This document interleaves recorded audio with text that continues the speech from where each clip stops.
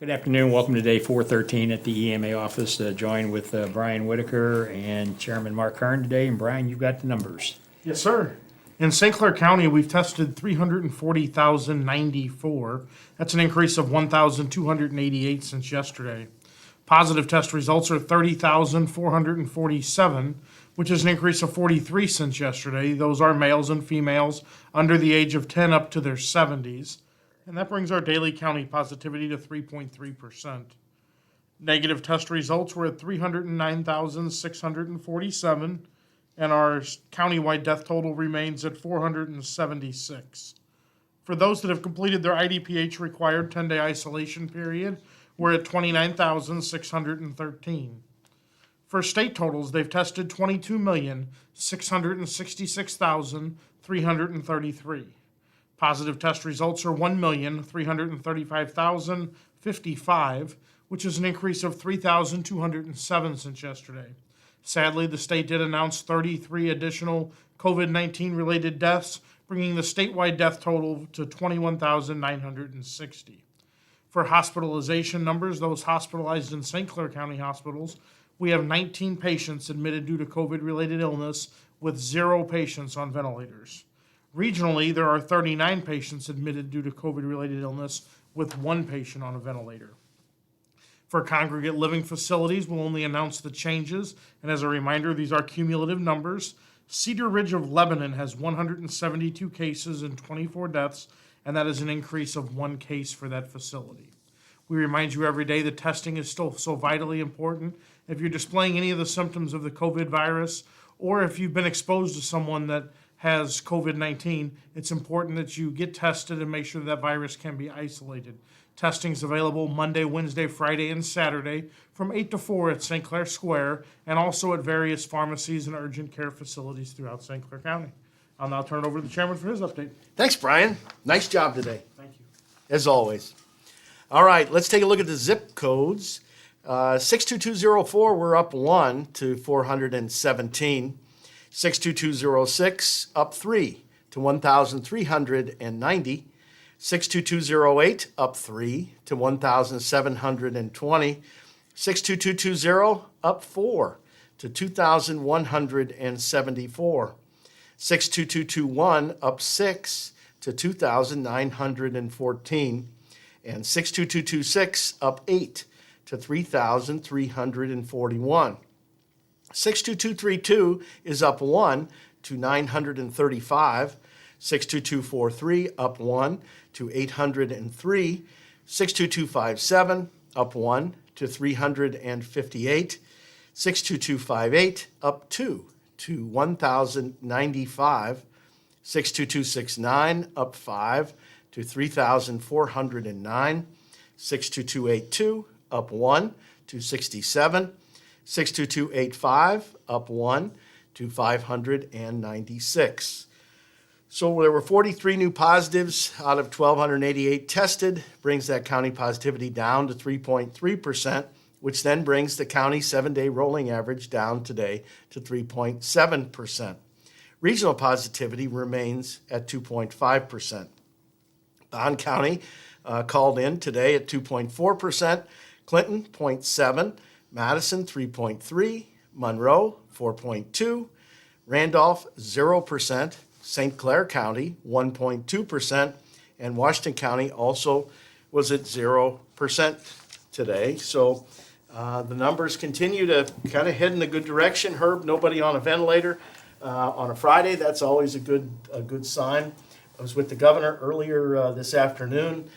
He came in to announce a major new manufacturing training center at Southwestern Illinois College, and he talked about COVID response and how appreciative the state was, and it was really reciprocal appreciation that everything we asked for from the state, they certainly worked with us the whole way, and I think, what number did we surpass at the fairgrounds today? Yeah, milestone between the fairgrounds and 330 West Main, 100,000. So congratulations to all of the workers at the health department and at the fairgrounds, the National Guard, that is a milestone, so we really. That's a lot of needles. Thanks Team and St. arms. Clair, because everybody who's went down there or to 330 West Main and got your shots, that you're being a part of that solution. Brian, there was a metric that we did go up in today. Correct. In the statewide reopening metrics, we were down to that final metric of COVID hospitalizations still being increasing.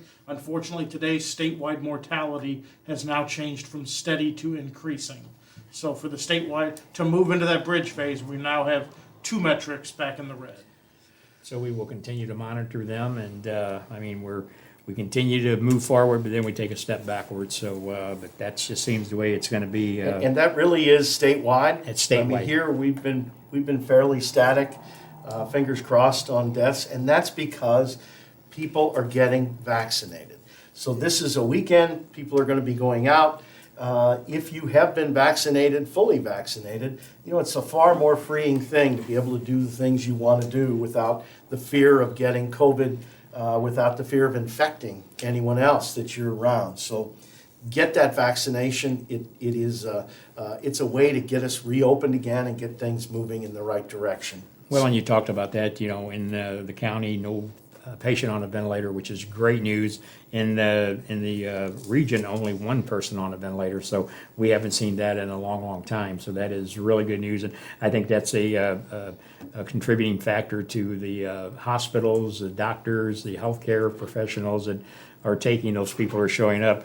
One of the alarming numbers that we continue to watch is that under the age 40, 28 more of those out of the 43 new cases. So that's that population that we've just got to convince that they've got to take this serious if we're going to get these numbers even further down. I mean, they're going down the way we want them, but let's continue to work at it. So Because we are not there yet. No. We have not vaccinated enough people to get the herd immunity in the community to be able to get where we need to be. So people need to continue to get vaccinated, and if you've been vaccinated once and you had Pfizer, Moderna, get that second vaccination. You are not fully vaccinated until you have that second round. And that's what we want, and it's so easy to do. Like I said, the fairgrounds is open every day but Wednesday. We encourage you to call the call center still. They're there to help you, but also every day that they're open, 9 to 5, you can stop by there. They'll sign you up. They'll get you registered, and you'll get your shot. And that's the first start of getting us where we need to be. As the chairman said, if you've got that first one, make sure you follow up and get that second one to get fully vaccinated, because that's the only way we're going to be able to get back down to these numbers. And then we'll get to the day that you won't have to sit here and watch us every afternoon. Wow. I'm looking forward to that. So we'll be back with Cindy in a few moments to translate this into our Spanish communities, and then we'll be back tomorrow afternoon for day 414. Everybody have a good evening. I have battled this virus both professionally and personally. Professionally, I can tell you firsthand that it's greatly impacted our community, caused the loss of many lives, and continues to spread today. Personally, I can tell you that I contracted COVID-19, and it definitely is not the flu. This virus affects everyone differently, however, many have severe consequences. Please take this time to help your friends, your family, your neighbors, and the entire region by wearing a mask, washing your hands, and watching your distance. Together, we will overcome this invisible enemy.